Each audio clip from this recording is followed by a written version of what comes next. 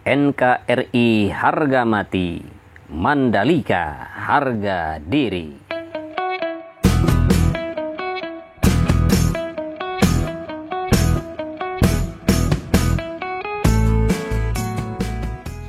Assalamualaikum warahmatullahi wabarakatuh. Jumpa lagi dengan Endri Atasiki, sahabat, dimana di hari ini kita akan melihat lagi capaian pengerjaan di sirkuit MotoGP Mandalika dari pagi hingga sore. Namun sebelumnya saya ingin mengingatkan bagi sahabat pecinta MotoGP bahwa besok di tanggal 20 untuk hari Minggu ada race MotoGP live di Trans7, ada Moto2, Moto3 dan juga ada MotoGP. Untuk Moto3 race-nya jam 16 ada 27 lap, kemudian ada Moto2 race-nya jam 17.20 dengan 28 lap, kemudian ada MotoGP untuk race-nya jam 19 ada 30 lap. Silakan sahabat saksikan dengan mendukung jagoannya masing-masing. Marc Marquez kah jagoan Anda? Atau Fabio Quartararo, atau Alex Rins, atau Joan Mir, Johan Zarco? Silakan dukung jagoannya masing-masing. Baik, kita kembali ke trek, sahabat. Ini adalah merupakan peluasan, pelebaran, perataan dan juga pemadatan untuk area nantinya yang akan dijadikan pembangunan pedok. Jadi sudah sampai di tunnel yang pertama. Dan tidak ada pengerjaan untuk tunnel yang pertama, dan kita akan lanjut ke ujung trek lurus ya. Di sini ada penempatan dan juga pengangkutan konkrit barrier.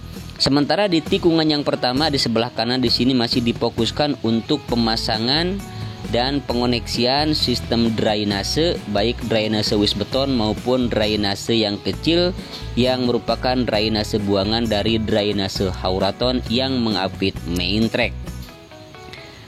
Kemudian kita akan lanjut ke depan dan kita lihat di sini untuk pagar pembatasnya masih belum dilakukan pemasangan lagi menuju arah ke tikungan yang pertama di sini mundur ya.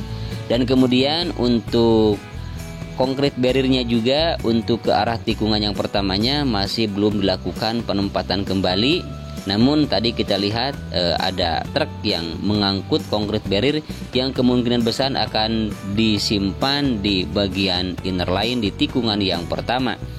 Kemudian kita akan tarik mundur, sahabat, dan kita akan berputar di sini untuk melihat di tikungan yang kedua. Namun di depan kita ini adalah merupakan pengerjaan untuk pembuatan bak kontrol, disebut juga bak kontrol atau juga penyambungan. Dan itu merupakan penyambungan berbagai drainase ya. Dan itu merupakan salah satu cara nantinya untuk bisa melihat atau mudah ya untuk melihat ketika nanti ada kendala tentang drainase atau penyumbatan atau tidak lancar dan sebagainya. Jadi pengoneksian itu di beton berbentuk segi 4 kemudian bisa ditutup dan bisa dibuka. Jadi ketika drainasenya tersumbat atau ada gangguan nanti bisa dilihat atau diperbaiki dari situ. Begitu, sahabat. Kemudian kita akan bergeser ke sebelah kanan di mana di sini merupakan jalan yang nantinya akan terhubung ke dalam zona sirkuit, dan kita lihat di sini semakin luas, semakin lebar untuk pengerjaannya dan semakin panjang ya. Kita lihat di sini ada eskavator. Kemudian juga di sini ada truk dan juga ada wisbeton atau drainase wisbeton yang berbentuk persegi di sini yang nantinya akan ditempatkan di area yang nantinya akan menuju ke dalam zona sirkuit. Sementara di sebelah kanan, belokan yang ke sebelah kanan itu adalah merupakan jalan yang nantinya akan menghubungkan antara tunnel yang pertama dengan tunnel yang kedua atau terowongan yang kedua yang berada di tikungan ke-7 dan tikungan ke-8. Sementara barusan adalah penggalian untuk sistem drainase yang akan menyambung dari drainase yang memotong lintasan di tikungan yang ke-4. Baik, langsung kita menuju ke tikungan yang ke-5, sahabat. Tidak ada pengerjaan seperti tadi, di sini masih tidak ada pengerjaan. Kemudian di tikungan yang ke-5 di sebelah kiri untuk penempatan konkrit barriernya masih seperti biasa dan belum banyak perubahan. Namun ada sebagian yang sudah dilakukan pemasangan dengan besi dan juga dengan kawatnya. Bagi sahabat yang baru bergabung dengan Henry Atasiki, saya tidak bosan-bosannya untuk menginformasikan. Mungkin bagi sahabat yang belum mengetahui, kalau yang sudah mengetahui bukan masalah ya. Jadi bagi sahabat yang belum mengetahui tentang sirkuit ini, bahwa sirkuit ini mempunyai panjang 4,31 km, dilengkapi dengan trek lurus panjang 700 meter dan dilengkapi dengan 2 terowongan atau 2 tunnel, yaitu tunnel yang pertama dibangun di ujung trek lurus yang mempunyai panjang 65,57 meter, lebar 12 meter dan ketinggian 7 meter. Sementara tunnel yang kedua di depan ini adalah merupakan tunnel yang kedua yang dibangun di antara tikungan ke-7 dan juga tikungan yang ke-8, yang mempunyai panjang lebih panjang daripada tunnel yang pertama, yaitu 117,77 meter, hanya lebar dan tingginya masih sama 12 dan 7 meter. Baik sahabat, untuk penggalian dan pembuatan pondasi untuk pemasangan pagar pembatas antara zona dalam sirkuit ataupun antara trim dengan lintasan sudah sampai di tikungan yang ke-9, bahkan tikungan yang ke-8, 9, 10 di sini sudah dikerjakan ya. Sampai ke tikungan 9 maksud saya, karena memang tikungan ke-10 itu adalah merupakan bukit di sebelah kanan. Dan kita lihat juga di sini ada penimbunan, masih terfokus untuk perataan, ada eskavator kecil di sana ya yang sedang melakukan perataan di bagian area gravel, kemudian juga untuk penanaman rumput. Kemudian kita akan berlanjut ke tikungan yang ke-9 menuju tikungan yang ke-10, di mana tikungan yang ke-10 di sini sudah dilakukan pengaspalan, baik itu outer maupun inner line maupun di main track sudah dilakukan pengaspalan. Namun untuk main tracknya baru dilakukan pengaspalan untuk tahap yang pertama. Kemudian kita lihat untuk area gravel di sini sudah mulai penuh, dan kita lihat di depan adalah merupakan pengerjaan pengaspalan di bagian pelebaran outer line di sebelah kanan ya. Dan dikerjakan hari ini. Kemudian juga hari ini ada pengaspalan di tikungan yang ke-13 untuk penyambungan outer line. Nah, seperti ini sahabat kondisi di sirkuit MotoGP sore hari di tikungan yang ke-10 menuju tikungan yang ke-11. Kita lihat di sini sangat sibuk sekali, banyak sekali alat-alat berat, bahkan kita lihat 2 finisher di sini berada, itu menandakan bahwa di sini sedang dilakukan pengaspalan. Kemudian kita akan melihat ke tikungan yang ke-11 sahabat. Namun sebelum ke tikungan yang ke-11, dapat saya informasikan bahwa untuk para sahabat yang nantinya akan menonton balapan MotoGP, bisa sahabat saksikan di tikungan yang ke-10 ya, terutama di atas bukit. Nanti bisa menyaksikan balapan, sekalian kita bisa menyaksikan panorama yang sangat indah sekali dari sirkuit MotoGP Mandalika, yaitu bibir pantai. Karena untuk sirkuit Mandalika yang paling dekat dengan bibir pantai adalah tikungan yang ke-10 dan juga tikungan yang ke-11. Nah, seperti ini sahabat pengaspalan di bagian tikungan ke-10 menuju tikungan yang ke-11 di bagian outer line. Bagi sahabat terutama yang suka akan WSBK atau Superbike ya, nanti tanggal 12 sampai 14 November tahun ini, tahun 2021 akan digelar di sirkuit MotoGP. Namun kita hanya tinggal menunggu homologasi dulu dari pihak Dorna Sport ya. Apa memang kita akan lolos homologasi atau tidak, dan mudah-mudahan lolos. Bisa saya sampaikan bahwa hari ini cukup ramai sekali sahabat di sirkuit Mandalika. Ada pengaspalan terutama di bagian pelebaran outer line di sini tikungan yang ke-10 menuju tikungan yang ke-11.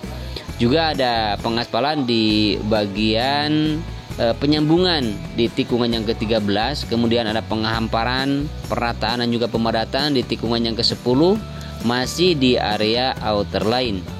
Kemudian untuk pengerjaan-pengerjaan lainnya seperti pemasangan concrete barrier, kemudian pemasangan pagar pembatas, pemasangan jaring, untuk pemasangan besi untuk ditaruh di atas concrete barrier ya, dan perataan gravel, pengangkutan kerikil-kerikil halus untuk area gravel. Kemudian juga di sini di bagian inner line kita lihat penghamparan.